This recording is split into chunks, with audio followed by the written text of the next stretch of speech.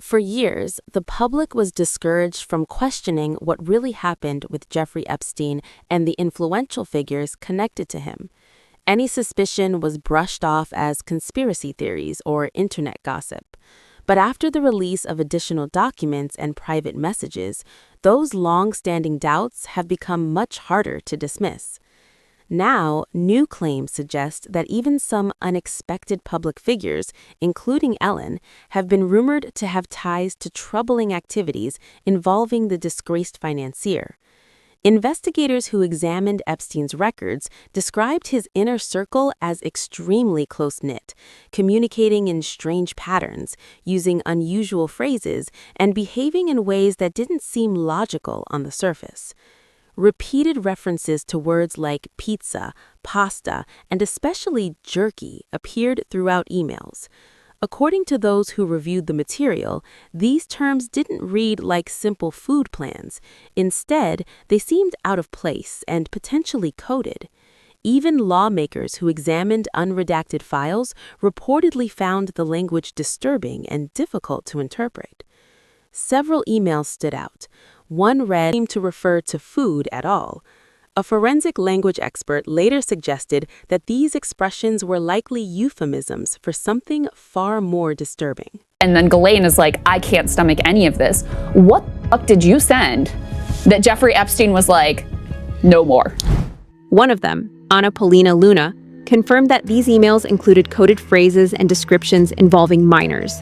She openly said that the way these words were used was not normal, and that jerky, in particular, didn't sound like food at all when read in context. A forensic expert would later come out to say that these were likely euphemisms for something much, much worse. Earlier, I'll give you another example here. Epstein sends a message to someone. She looks pregnant, reacting to a photo. And the client replies back to Epstein, "You mean radiating a soft glow with the look of bliss and excitement? Yeah, that's the pizza." I cannot be clearer than this, that this is a code word. It makes no sense in that context whatsoever. And this, on top of the example I gave you earlier, when his virologist gave him the medicine for having an erection, erectile dysfunction, I assume, or it could be even Viagra, and then told him to wash his hands, go have pizza and grape soda. That's been mentioned time and time again. You know, having adult men, successful men that are very health oriented, constantly talk about pizza and pizza with grape soda, which I've never heard before. Yeah, I've never heard of pizza and grape soda before this. I don't know if that specific combination was part of the whole Pizzagate thing, but it's definitely mentioned a lot because I saw that phrase, so I looked it up and was like, is this actually like in there multiple times? And it most definitely is. There's another one here. Have you seen the beef jerky mentions as well? There's an email here from Jeffrey Epstein. Someone else says, Francis has time to come tomorrow to show me how to make it. Jerky, anyone? He will also bring you a taste of his jerky recipe from the restaurant and sends a warm hello. He's working at a restaurant called Cook's. Wait for it, beef jerky and steak. Yes, time at 3 p.m. And there's other emails of him talking about beef jerky. Another one here, Jeffrey Epstein sending it to Steve Hansen saying, hope you're feeling better. Did we analyze the beef? Did we analyze the jerky? Now there's talks about jerky, referencing human meat. It could be for scientific research, could be something else that's even sicker. But there's more emails here talking about beef jerky. Have you had time to go through those? There's one here, thank you so much, super cool. IT guy setting up Surface right now. We are ridiculously excited, and beef jerky delicious. Thank you, Thanksgiving. So yeah. It is very. Now I've got all those emails saved. I'd actually had somebody send me all of those to say, hey, would you check this out? So I have them. I have not read through all of them, but there's no shortage of terms that are phrased in a peculiar way. Muffin is another one. I've seen that a couple of times. I talked about when he says whoops. That seems to be in very sometimes he says that in very odd terms that seem like they're referring to somebody dying or getting so. Email after email talked about jerky being stored in freezers, carried in insulated bags, delivered urgently, and shared between Epstein and close associates. The messages sounded casual, even friendly, but the details raised serious red flags. Now it seems some big names are in trouble, one of the biggest of which is Ellen DeGeneres. For years, she was known as the smiling face of daytime TV, friendly, safe, funny. But according to insiders and whistleblowers, her name appears far closer to Epstein's world than many expected. One rumor claiming she was Hollywood's most prolific cannibal recently went viral, with many on the internet claimed she had connections to Epstein. They claim she helped connect people, smoothed introductions, and kept things quiet. While none of this has been proven in court, the allegations alone shocked many who grew up watching her on television. This is where people started looking back at old warnings. One of the best and most prominent examples of this is Justin Bieber, who once spoke openly about being scared, uncomfortable, and unprotected as a young star. At the time, many brushed it off as stress or fame pressure. Now, some believe he was trying to warn people, without knowing how or without being believed. Lauren, it was fun.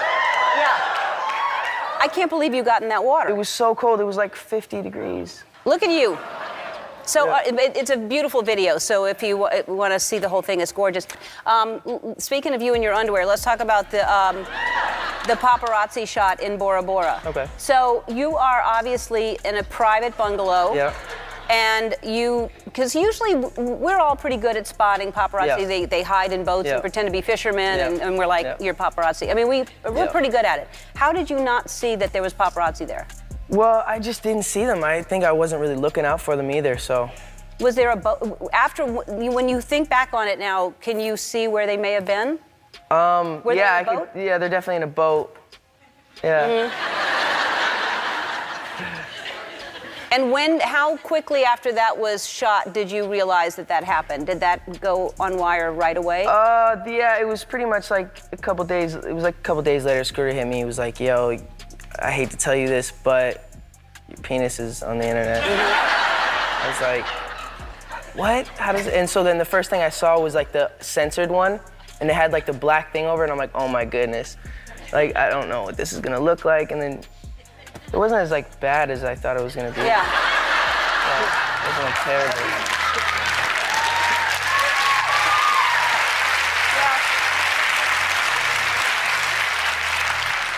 I'm no expert, but I heard that it was good. I'm sorry. Well, what amazed me, though, is that got so much attention, and I was in the bungalow next to you, and when I saw it, I was shocked. Yeah. And I don't know how people didn't see. I was right there. Oh my God. Yeah. That's funny. Yeah. That's funny. My hat. So there's a young woman in the background you can see in the bed. Yeah, I know. Is that your girlfriend? No, it's not. Just a girl that you were in Bora Just a Bora friend. with? Yeah. You just brought a friend to Bora Bora? Yeah. And you're just naked with your friend? Why are you putting me on the spot like this? Gosh. I mean, you can say, why can't you say you're dating somebody? I'm not dating anyone though. She's just a friend? She's just a friend. Wow. I have friends, I've never seen them naked like that. And they don't bring me to Bora Bora. Stop. You're making me blush, dude. Others remember how quickly fact-checkers rushed in whenever these topics came up. One really alarming piece of evidence tying back to the alleged cannibalism is that back in 2009, a young model by the name of Gabriela Jimenez broke down outside a hotel, screaming that she had seen something horrifying involving powerful guests.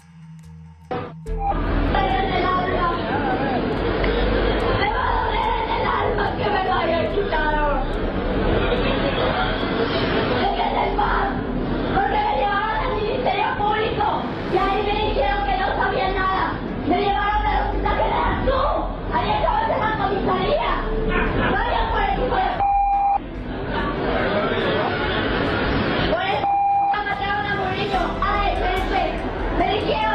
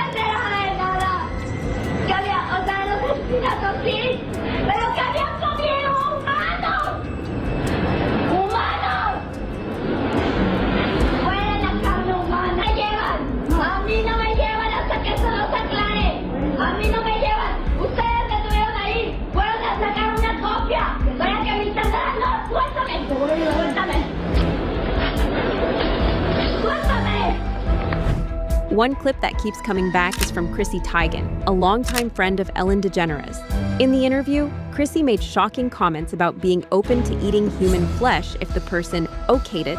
When asked again, she didn't laugh it off. She doubled down.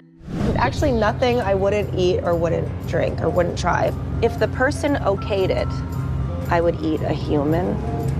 If you were at a very fancy restaurant and they were like A tiny piece of human meat. No. I think the only way you wouldn't try a tiny bite? No. Really? Absolutely not. Is that terrible? At the time, many people brushed it off as dark humor. Hollywood is known for edgy jokes. But after the Epstein files, some viewers started asking why anyone would even joke like that. Online investigators also point out that Chrissy was a frequent guest at major celebrity events, including gatherings connected to Diddy and political figures. Another part of the story that caught attention involves a rare disease called kuru. Kuru was first discovered in the 20th century among certain tribes in Papua New Guinea. Scientists found that it's caused by prions damaged proteins that attack the brain. It can lead to tremors, loss of muscle control, and speech problems. When an old video surfaced of Jeffrey Epstein showing unusual mouth movements, internet users began speculating. Some tried to connect it to kuru. Medical experts, however, warn that you cannot diagnose a complex brain disease from a short video clip. Still, speculation spread fast. I know I'm about to sound completely insane, but just hear me out. This pertains to the Epstein files, the Clintons, and cannibalism, and I feel completely fine and am totally okay. Alright, let's do this. How do we know if someone is a cannibal? Well, they could have the Kuru disease, which is a fatal neurodegenerative disease that spreads through eating brain tissue. It has a long incubation period, 10 to 30 years. Early symptoms are headaches, coordination issues, anxiety, and inappropriate laughter. Middle stage, severe tremors and shaking, loss of balance and slurred speech. Late stage, inability to walk, dementia, and the forever sleep. Do you know of any elites rumored to have consumed human flesh? But I'm not accusing anyone of anything, this is just a fun little joke video. With truth in the mix, in Papua New Guinea they call human long pig. We just love to have fun here. No, the Kuru disease has nothing to do with the Epstein files or anyone in them. Definitely not the Clintons. And I feel fantastic, so yeah, have a good day. Okay, thanks.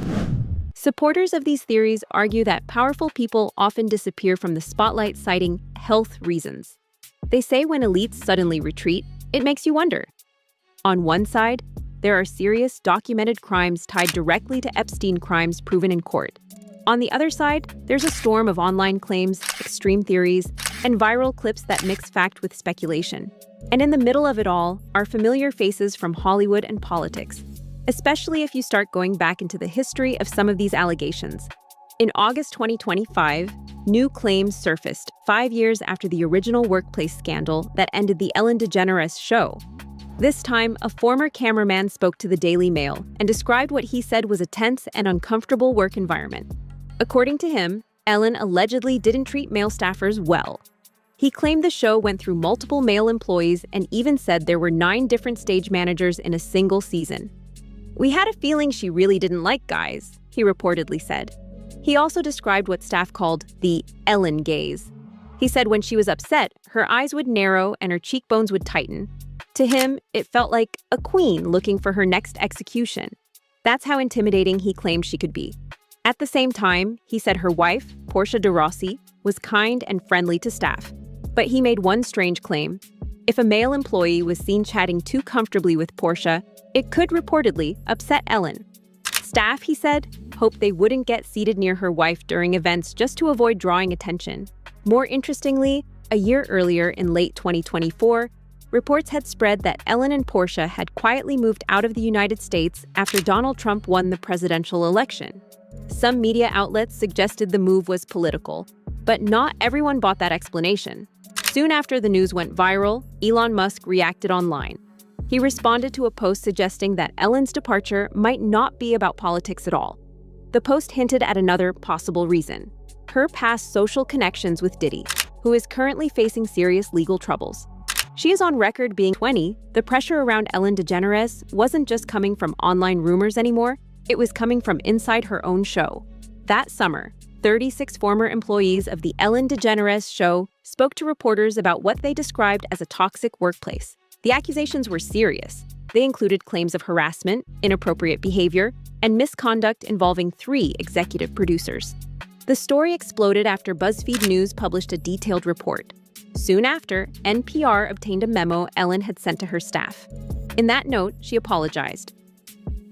Welcome to season 18 of the Ellen DeGeneres Show.